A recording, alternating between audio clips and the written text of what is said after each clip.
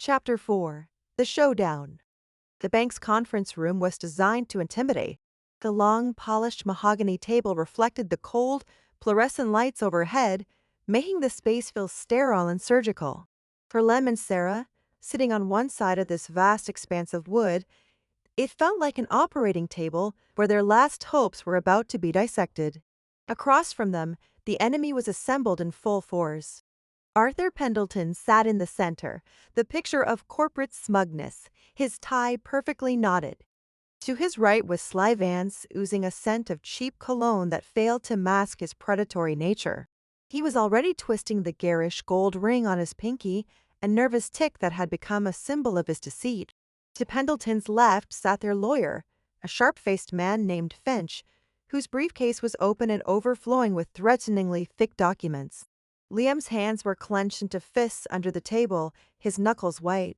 Beside him, Sarah was a statue of tension, her gaze fixed on the blank notepad in front of her, unable to look at the men who had tormented them. And at the head of their side of the table sat Marcus Thorne.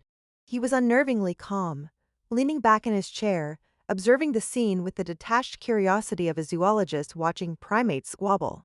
His silence was a growing weight in Lem's stomach. Was this a mistake? Had the old lion lost his teeth? Finch cleared his throat, a dry, rasping sound. "Let's not waste time," he began, his voice sharp and aggressive.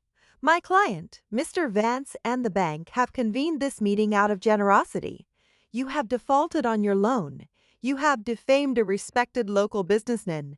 You are facing financial ruin." He slid a document across the table. "However, we are prepared to offer a settlement.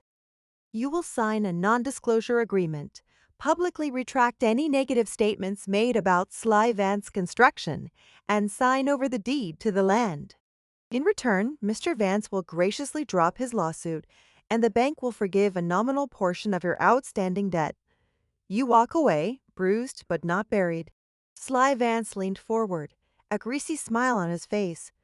"Think of it as a clean slate, Miller, a valuable if expensive life lesson, a character-building experience."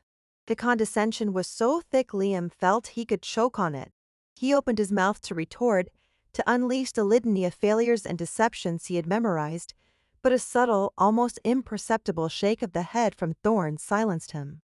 Sarah flinched as if struck. To lose their land, their savings, and be forced to publicly apologize to the man who had defrauded them, it was a final, sadistic twist of the knife. She looked at Thorne, her eyes pleading, but the old lawyer seemed lost in thought, his gaze distant. "This is a on-time offer," Pendleton added smoothly, his voice like oil on troubled waters. "On the table for the duration of this meeting only. The alternative is litigation that will last for years and cost you everything you have, and everything you ever will have." Finch looked directly at Thorne, his expression a mixture of challenge and contempt. "Do you have anything to add, Mr. Thorne, or are we wasting our time with this pointless theater?" The room fell silent. Liam held his breath. This was it, the moment of surrender. Marcus Thorne blinked slowly, as if waking from a pleasant nap. He didn't look at Finch, Pendleton, or Slay. He looked at Liam and Sarah, a faint, almost reassuring calm in his eyes. Then he reached into his own aged leather briefcase. With painstaking slowness, he took out his spectacles and a pristine white handkerchief. As he had in his office, he began to polish the lenses, each circular motion deliberate in measure. The sound of the cloth against the glass was the only sound in the tense, silent room.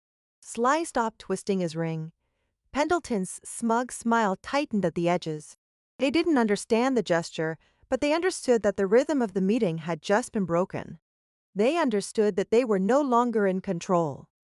Thorne placed the glasses back on his nose, the wire rims sitting like a judge's decree on his face. "Mr. Finch," Thorne said, his voice a low, gravelly rumble that seemed to make the air vibrate, "you have presented a robust case based on your client's interpretation of the events, a signed construction contract, authorized progress payments, a loan agreement. On the surface, it seems quite airtight." Finch nodded, a flicker of uncertainty in his eyes.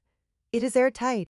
"Indeed," Thorne continued, his voice smooth as aged bourbon. The threats of foreclosure and litigation are well founded, assuming a standard set of circumstances. There is, however, one small, foundational oversight in your entire strategy. He finally turned his gaze on Sly Vance, and for the first time, Liam saw the contractor flinch. The predators in the cheap suit had just realized he was in a cage with a much larger animal.